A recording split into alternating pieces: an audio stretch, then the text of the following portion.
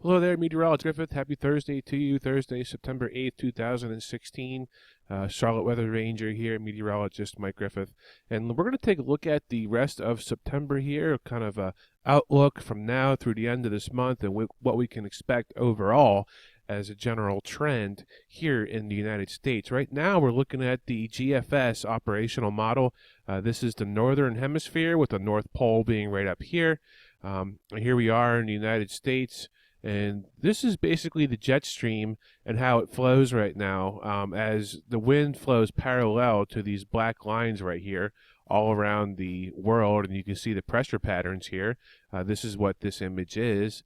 It's basically pressure patterns in the jet stream and what we can look for. Blue meaning cooler and stormier than usual, and red and orange meaning warmer and more stable air as a general rule. Right now, it's been warm here in the eastern United States, and there is the remnants of Hermine still off the east coast right there, which has been dissipating kind of rapidly and will no longer be a problem or a threat. There has been the colder than usual air here in the northwest, including Montana, and also the Canadian Rockies, as we have seen snow in the higher elevations up here around Labor Day. And even before then, all the way down in Colorado as the jet stream dipped further south. What you want to see snow and cold is to see the jet stream dip really deep into the eastern United States and kind of go up like this. So let's see what the GFS model has in store for as far as predicting the jet stream. More snow and cold up there in the higher elevations of Montana, continuing through Friday, September 9th. Still continuing a ridge in the east coast here as a Bermuda high sitting off of just east of Bermuda here as we head into September 9th. And here comes a trough right here, much chillier and cooler air than usual across the Dakotas, including Minnesota down into Nebraska even as we head into Saturday the 10th. And that trough with cooler air swings through on Saturday and into the eastern U.S. Saturday evening into Sunday the 11th. And we're going to have to watch out for some storms here in the east, as this is probably going to be a powerful cold front bringing some autumn air, which is right here down into the east. And we're going to have to watch for a cold front swinging through, moving this way with some thunderstorms, which could go severe, and even some tornadoes possibly, as this is a very strong going to be coming through. Bermuda high persists out here through September 11th. Cold air, stormy air up in Canada is locked up there by the high pressure system down here in the Carolinas, which is going to keep the cold at bay for now up there. Big low sitting over California, which is going to bring some rain and mudslides and some dreary weather out there in California.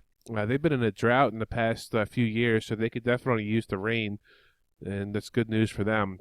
Although it's not good news to have the mudslides and whatnot out there. Very, very cold air here around the Northwest Territories of Canada, as this is a very centralized pool of cold air, and it looks like it's remaining locked up in there. Some autumn outbreaks come through the northeast as we head into September 15th, which could make it all the way down into the south. So a cold shot coming there. And then looking into the 16th of this month, things are looking pretty stable here in the United States. No tropical systems or nothing to take note of there, just a regular warm month. But then look at this disturbance in this pool of cold air here coming down from Canada around the 19th that we're going to have to watch. And this is into the 20th. This is very, very cold air for this time of year.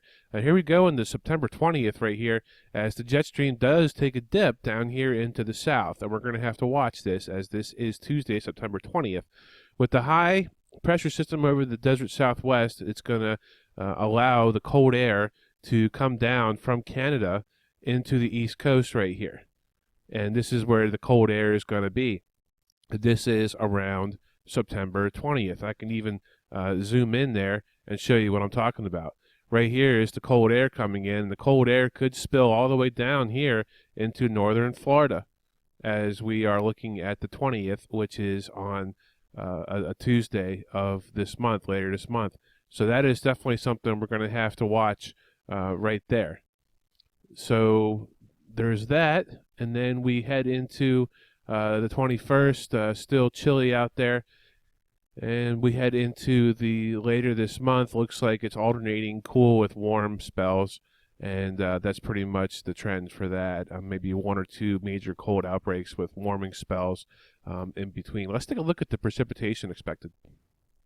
Okay, so we're now zoomed in a little closer here to North America, Canada, and United States here, and we're going to take a look at the overall precipitation patterns expected as we head into middle and the later of September.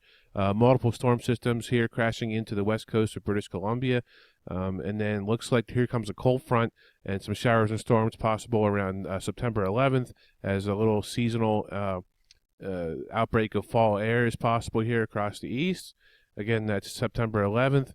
Looks like some more showers. It looks like a low pressure system formed along that cold front.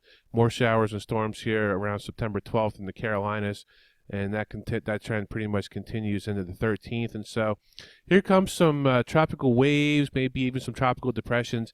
But these systems are not going to be very close to the United States. They're going to kind of make a loop like this and go out to sea, as the high pressure system is over here, allowing the lows to actually go out to sea, which should not be a threat to the East Coast as we head into the middle of this month.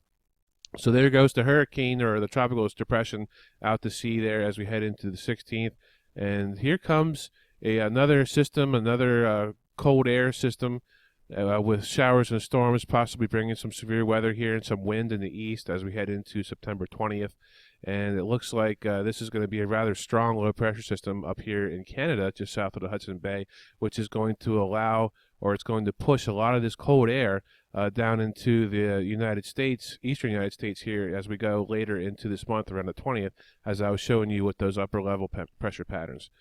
And here goes another storm system here. Looks pretty much dry other than the showers and storms that are coming through with these autumn outbreaks and possibly even some severe weather. As the tropics remaining active here off the west coast of Mexico and the Pacific remaining much more active than we are here in the United States. Big old trough of low pressure and storminess here up in the off the coast of Alaska and the Aleutian Islands. Which means that it's just going to alternate between chilly and warm here in the eastern United States, and that is looking through September 24th right now. Some big cold coming around 9:20, even 9:15, as those are the dates when we could see some cold air outbreaks.